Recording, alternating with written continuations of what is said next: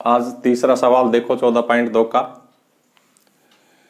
पहले में देखो दोनों जगह x दिखाई दे रहा है। जब हम गुणनखंड करते हैं ना तो सबसे पहले यही विचार करते कि कुछ कॉमन तो नहीं है। अब तो हम प्रश्नावली वाइज कर रहे हैं इसलिए हमें पता होता है कि इस प्रश्नावली का सवाल इसमें ये फॉर्मूला लगेगा, लेकिन एग्जाम में हम सबसे पहले विचार करते कुछ कॉमन तो नहीं है। तो देखो दोनों जगह x है, x कॉमन लिया, यह क्या बचा a और x, क्योंकि x दो बार है, यहाँ x की पावर 2 है, एक बाहर गया एक अंदर, यहां से x बाहर गया तो क्या बचा b, और यही इसका आंसर है। इसी प्रकार देखो ये इसमें 7 कॉमन है तो हमारे पास यहां क्या बचेगा p स्क्वायर, और यहां 7 दिया 21, 3 और q स्क्वायर आंसर। इसमें देखो 2 सब कहीं दिखाई दे रहा है, x सब कहीं दिखाई दे रहा है, तो 2x कॉमन आ जाएगा।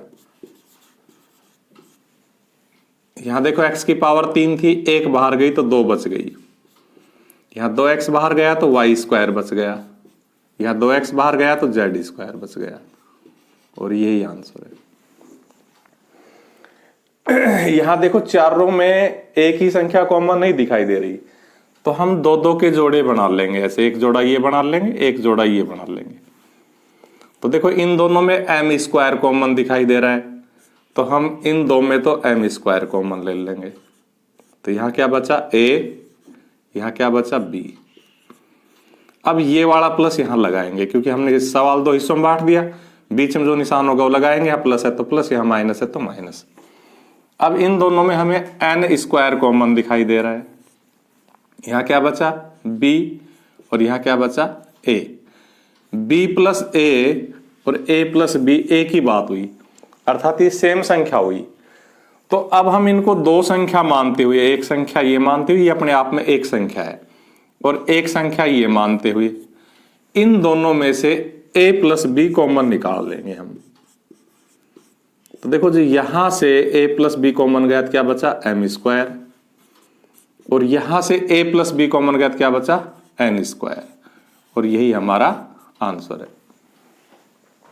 इसी प्रकार इसमें भी चारों में एक जैसी संख्या कॉमन नहीं दिखाई दे रही, तो इसके भी दो दो के समूह बना देंगे, जैसे ऊपर बनाया ठीक उसी प्रकार से। तो इन दोनों में क्या कॉमन है l कॉमन है, क्या बचा m, और यहां से l ही था, l ही बाहर गया तो क्या बचेगा 1, क्योंकि l एकम l। यहां देखो कुछ भी कॉमन नहीं है दोनों में, तो फिर वही एक कॉमन, जहां कोई कॉमन नहीं होगा एक कॉमन लिख लेते हैं हम, और एक का भाग देने से m का m ही आ जाएगा और एक का एक ही आ जाएगा। इस प्रकार जैसे मैंने ये बंद करके दिखाया था, आपको दिखाने के लिए बंद किया था, यहां बंद नहीं करेंगे।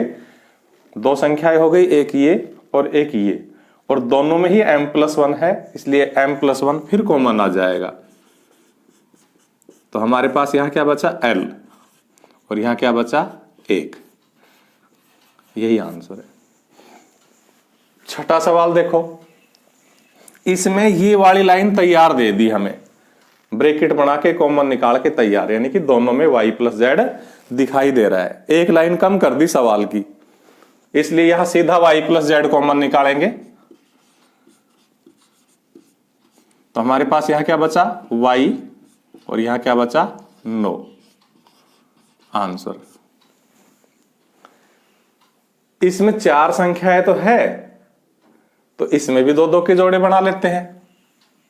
कोई फायदा होगा या नहीं होगा ये देखना पड़ता है कि पहले सब में कॉमन निकाल दे, तो सब में तो कॉमन कोई संख्या है ही नहीं, क्योंकि या 5 है या 20 है या 8 है या 2 है, कोई कॉमन नहीं, तो दो दो के ही जोड़े बना लेते हैं। तो देखो पहले में हमारे पास 5 कॉमन है और y कॉमन है, तो यहां 5 बाहर गए, y बाहर गया, क्या बचा y माइनस, यहां 5 चौको 20 और y बाहर है ही, यहां से हम 2 कॉमन ले सकते हैं 2, क्योंकि 8 में और 2 में 2 का भाग जाता है, और z भी कॉमन ले सकते हैं क्योंकि दोनों में है। तो हमारे पास यहां क्या बचा 2 चौको 8 4, और z तो बाहर है ही।